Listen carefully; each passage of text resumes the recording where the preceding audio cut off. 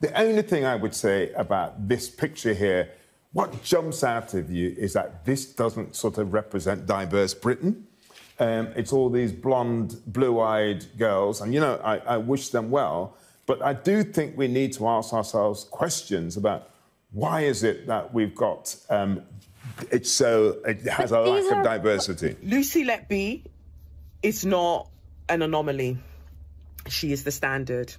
Even if you're working in an environment where, we're not saying that every white woman is going around killing people, but the same system and construct that protected her, even when people were raising the alarm that, oh, this woman is dangerous, the same construct that protects her is the same construct that protects white women in the workplace when a grievance is raised against them because they're doing something wildly racist, very, very, very, very underhanded, and they cry, and HR will say the person that raised the grievance who is not white, that they are the person at fault.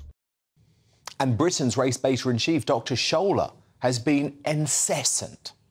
Lucy Letby exemplifies how ideology of whiteness keeps Britain in a chokehold. They believed her tears, denials, even though evidence said otherwise, for no other reason than she's white. A black or brown nurse would have been reported to the police immediately and sacked for suspicion. Serious question. But what realistic chance does our youth have when this is our representation? You have elders in the community who at every opportunity make a fool out of themselves, whether it be on TV or social media. Now, the first clip is that of an older gentleman who, when discussing the England ladies football team on the eve of the World Cup final, probably their biggest game of their career thus far, spoiler alert, they did lose, proceeds to say one of the most dumbest things on national TV regarding not tactics, not team selection, not where they could go right or go wrong against Spain, the opposition, but regarding the complexion of the team, when the sole focus should have been on just cheering their achievements and wishing them well. That's all he needed to say. I wish them all the best. That's all he needed to say. But nope, he decided to say something which confirmed what a lot of people already knew. Now I'll try and be respectful, but what I would like to know is who decided to bring this relic out of retirement to embarrass himself talking about things he clearly does not know the first thing about. I'm almost convinced at this point that they are paid actors to go on TV just to say stupid stuff to generate divisive conversations in which it had absolutely not a factor in. There was nothing to do with diversity. There needed to be no conversation about that whatsoever. But here you have it. And then the second clip, which for me is one of the worst takes surrounding a tragic, absolutely tragic incident that involved the killing of babies. Now, I mean, as much as I, talk about the first incident with the old gentleman being bad, that take, this one, there's no comparison. This wins hands down.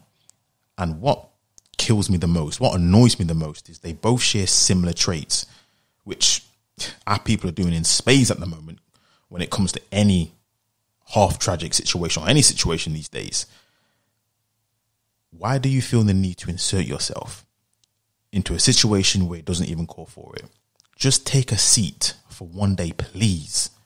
Not everything that you think needs to be said out loud. Not everything that you think has to be said out loud, especially online, for the whole world to see and for them to never forget. Because these kind of clips and these kind of things, they won't be forgotten anytime soon. So when you're going to come and complain about, this and that and the other, listen, you only have yourself to blame because you committed this not only out loud, which is one thing. You can say it in your privacy of your own home where no one's even going to know any the wiser. But you then committed it online for the whole world to see.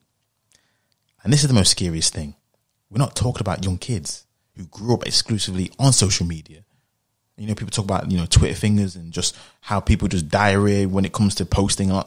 These aren't kids who grew up exclusively on that. And even you can't even use this as an example or use this as a trope that, they were raised from single parent households and, all this bad parenting. No. These are people from, look at their backgrounds. That's not where they came from. So you can't aim it that way. So please don't come to here with that mess saying, they came from, it's the parenting. No, that's not the case. So if that's the case, what chance does our youth have when this is the type of representation that they're seeing? Now, granted, it may not be the same in terms of kids running riot in the streets of Manchester, causing chaos like they did a few weeks ago, but it's still the same effect, causing division, causing chaos. This time just on, to prefer, it could be on a larger scale, you could argue. I talked about this in a previous video and I'll say it again. Emotional intelligence. I said it after Trevor Sinclair made a rod for his own back following comments about the late Queen's death, and I stand by that, and it applies here. Not everything that you think has to be committed and said out loud has to be tweeted. Listen, sometimes keep your thoughts to yourself. Take a seat for one day, please. Because here we have one of the most heinous crimes committed in my lifetime, at least, in which a nurse who's responsible for killing babies who are, I believe, all, if not majority of them, were white. They were white, by the way. Talking about white supremacy, all these were white. Do white supremacy make them kill other white babies? I don't know. Apparently it does. But you have parents. Everyone's in mourning, trying to come to terms with what took place. And then here you have these two individuals who are meant to be, or seen as, kind of, at least on the social media streets, leaders, activists. People always bring them on to talk about this, coming out with this mess. And the funniest thing about it, I think Kwasi Kwarteng called Kelechi a jackass. And apparently people were going, oh, how can an MP call her a jackass? I agree with him. I agree. The thing is, if you're going to commit yourself to say something like that, then unfortunately, even though people say, oh, he's doing the bidding for white people, it's like, you guys are idiots. And this is the problem. These are meant to be grown folks who have the emotional intelligence of a child, who have the intelligence of a snail. It's just ridiculous at this point. Our elders are no better than the youth. So when I see the youth acting, running amok, sometimes I actually feel sorry for them, because I'm thinking, well, you have our elders running amok, doing the stupid things that they're doing. What do you think they're going to do? Well, what is their representation? Who are their role models that they're seeing?